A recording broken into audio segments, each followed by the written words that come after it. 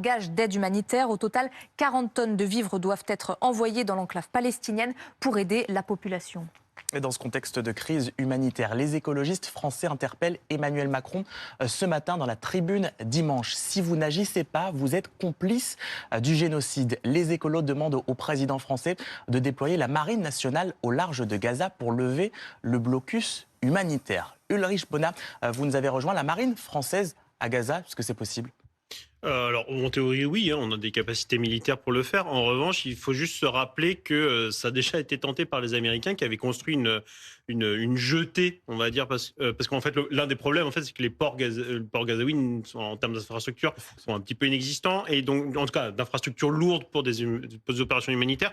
Et donc, les Américains avaient tenté de construire une jetée, mais en fait, on a vu que ça n'a pas du tout fonctionné. Il y a très peu de navires qui sont arrivés. La jetée a été détruite par une tempête. Ils ont dû la reconstruire, donc finalement, ils ont laissé tomber.